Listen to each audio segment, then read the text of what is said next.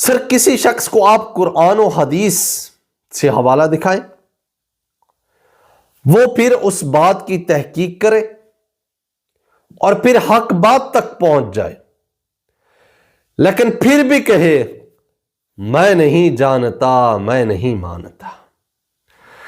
ہم انہیں دکھائیں کہ صحیح بخاری اور صحیح مسلم میں آپ صلی اللہ علیہ وآلہ وسلم وفات تک رفع یدین کے ساتھ نماز پڑھتے تھے۔ امام بخاری، امام ترمذی، امام نسائی، محدثین جتنے بھی گزرے ہیں وہ تمام کے تمام رفع یدین کے ساتھ نماز پڑھتے تھے،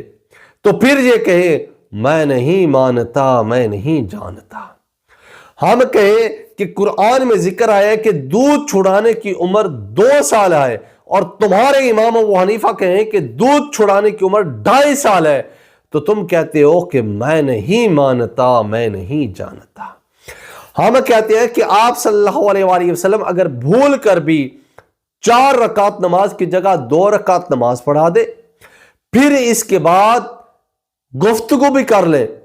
تو نماز نہیں ٹوٹتی ہے صحیح بخاری کے مطابق، لیکن آپ کہتے ہو کہ نماز ٹوٹ جاتی ہے، تو پھر کہتے ہو کہ میں نہیں مانتا، میں نہیں جانتا۔ ہم کہتے ہیں کہ آپ صلی اللہ علیہ وآلہ وسلم 5 رکعت نماز پڑھتے تھے اور 6 رکعت پہ سجدہ صاف کرتے تھے، تو آپ لوگ کہتے ہیں جس نے 5 رکعت نماز پڑھی اس کی نماز ٹوٹ گئی، وہ دوبارہ سے نماز پڑھے گا۔ تو ہم کہتے ہیں جناب یہ حدیث میں لکھا ہوا ہے، یہ رسول اللہ صلی اللہ علیہ وآلہ وسلم کا فرمان ہے، تو آپ کہتے ہو میں نہیں مانتا، میں نہیں جانتا۔ ہم کہتے ہیں کہ آپ صلی اللہ علیہ وآلہ وسلم جب آمین کہتے تو آپ اپنی آواز کو بلند کرتے،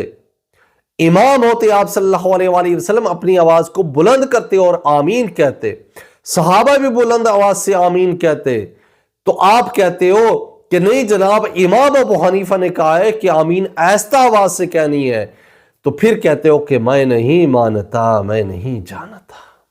ہم کہتے ہیں کہ آپ صلی اللہ علیہ وآلہ وسلم ہر مشکل میں، ہر تکلیف میں اکیلے اللہ کو پکارتے تھے، اور تم کہتے ہو نہیں جناب ہمارے بزرگوں نے کہا ہے کہ ہر مشکل، ہر پریشانی میں، رزق مانگنے میں، اولاد مانگنے میں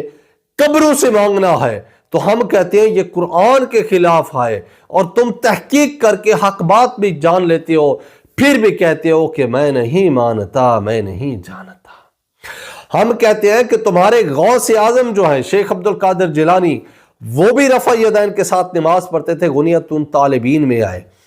اور ہم کہتے ہیں کہ وہ خود غنیۃ الطالبین میں لکھتے ہیں کہ وہ اہل حدیث تھے۔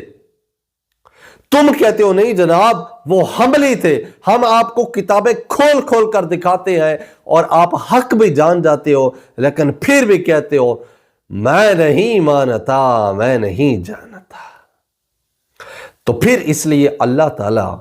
حق جان کر، یہ لوگ جب حق بھی جان لیتے ہیں کہ یہ حدیث میں لکھا ہوا ہے، یہ قرآن کی آیت میں لکھا ہوا ہے، پھر بھی یہ کہتے ہیں کہ میں نہیں مانتا، میں نہیں جانتا، تو اللہ تعالیٰ ان کے دلوں کے اوپر مہر لگا دیتا ہے، ان کے کانوں کے اوپر اور ان کی آنکھوں کے اوپر پردہ پڑ جاتا ہے۔